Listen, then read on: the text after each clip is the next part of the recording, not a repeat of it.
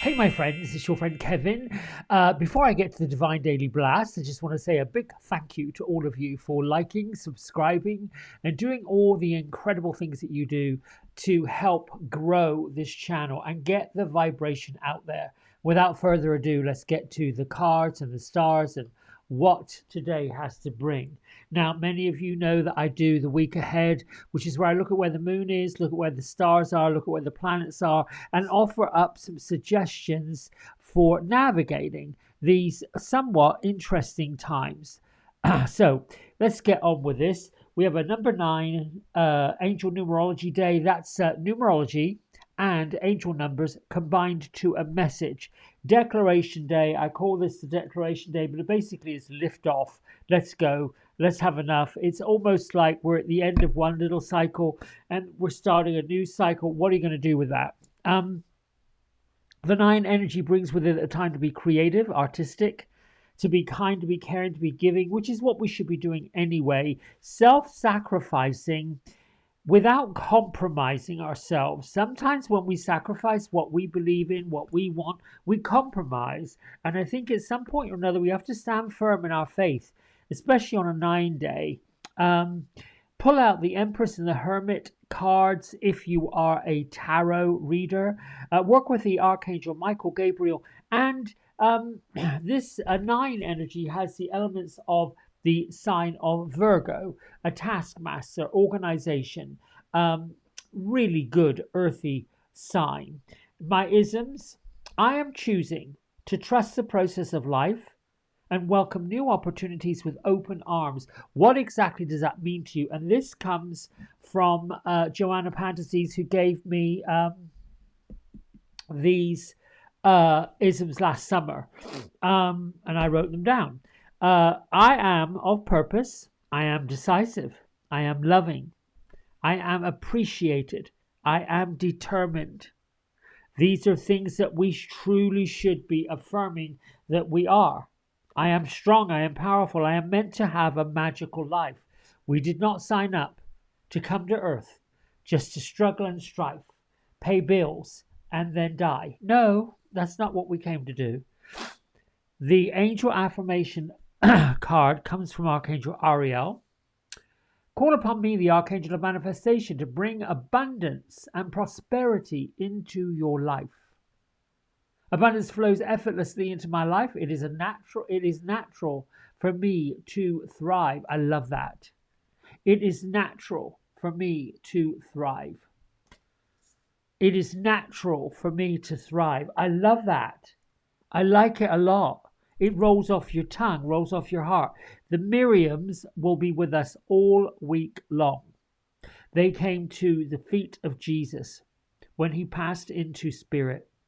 They showed Mary Magdalene the spirit of Jesus, who then in turn encouraged her to go about and repeat or teach what she had learned, which all comes from God, the divine, which works through us. Bridget is with us all week long. She is stirring up the inner fire. She's asking us to let our passions lead us to our purpose, the purpose of being a good humanitarian on the planet.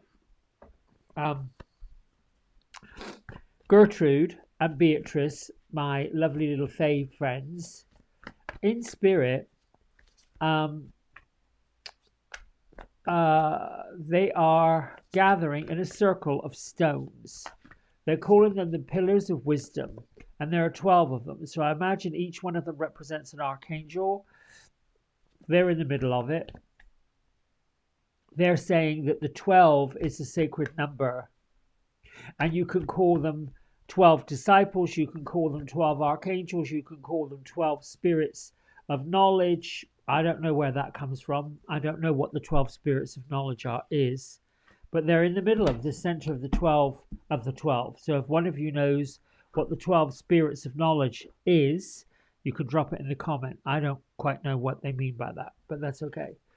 Oh, look at this. 3 of fire, which is also wands if you are a traditional tarotist. Planning for the long term. Abundance from past choices. Pride in the success of your labors. Be patient as what you decide. Be patient as you decide what's next. I like this because it comes on a number 9 day. You know, even though this is the Three of Fire, she sort of reminds me of a relative of the Queen of Fire. Archangel Michael is almost like giving her the ability to do a juggling act. But what's interesting about this is the ship is not in the water, it is flying. And she's juggling the wands of fire while she's looks like she's doing some kind of tap dance. This is indeed a really powerful card. And I think it links up to Bridget, who's basically saying, you've got everything you need to go and have a magical life. And on this flag, which is what's going on with that boat, it says opportunity. And if we look at it, we've got 3 little portals on the side windows. Is that where water's coming out of? No. I love the symbolism of these cards. I just love how it all kind of works together. We're in the sign of Aries. We're coming up on the last little bit of the full moon in Pisces, or the moon phase of in Pisces. And the new moon will come up on this coming Saturday. So this is a time where I like to call it a big sorting office. You know, recycle what needs to be recycled in your mind and your emotions.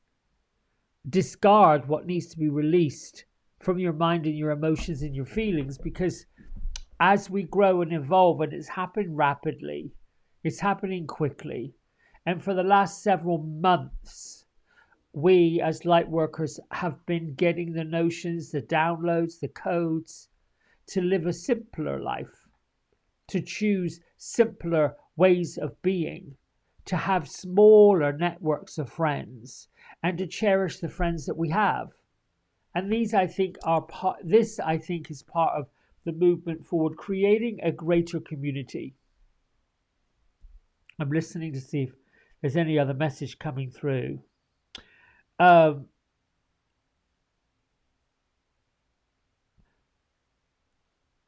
They're telling me that the opportunities that are presenting themselves with this 3 of Fire energy are opportunities that are coming from the way you feel, coming from what you are truly, where your passions are. They're also saying that you can't fail, that no matter what you put your heart and your mind to, just stay steadfast to that vision. This is not the time to give up. This is not the time to sit and weep over spilled milk. It's not the time to regret. It's not the time to resent. It's not the time to do any of that. But what's interesting about this 9 day and where the planets are, the moon's actually in Aquarius, but it's also meeting Pluto, which is the planet of communication. It's meeting Pluto and the planet of communication, which is Mercury. Mercury is retrograde. So with Pluto meeting the moon, you could have some of your conversations triggered. You might be tempted to react or respond to something or someone that may not be in your best interest. This tells me that this is a day to be diplomatic and to be a little more discerning, particularly when it comes to your views and opinions of what's going on in the physical human world. Because what I feel like, there are 2 plates trying to come together. There's this human experience of, you know, the way commerce goes in politics and world events, and the spiritual, and they're trying to line up, and it's doing this. So our thoughts and opinions are based on, are heart-based, emotionally based on what we feel, the love of the earth, the love of nature, the love of our friends, the love of spirit, the love of doing all this divination work, plus the other, which doesn't seem to line up. The earthly stuff, the human stuff. I don't know if I'm making sense. Hopefully I am. I do like this affirmation from Archangel Ariel. Abundance flows effortlessly into my life, and it's natural for me to thrive. The reason why I love that is because what it seems to be happening is we are listening, or most of humanity is listening to the sign of lack, the sign of devastation. Those conversations are going on. I know I stayed in that mode for the majority of 2024, and I had to get out of it. I was treading the water of, woe is me, oh my gosh, I can't. And they were real. That was a real situation. They were real situations. However, what I got from it is I was perpetuating that energy by keeping on staying in that worry. And I had to let it go. How did I let it go? These daily affirmations, all of you, other people rising up, lifting up, raising the vibration, getting to a better place, better way of feeling, and most definitely changing the story, changing the narrative. It didn't feel good. I didn't like it. It wasn't who I am and what I'm about. And with that said, I'll let you go. Listen, if you want a reading with me, don't forget to go to my website, www.kevincross.com. Over there, you'll see some menus at the top of the website homepage, and you can choose something from the spiritual menu. Something will work for you. Something usually works for you. Anyway, until next time, bye for now.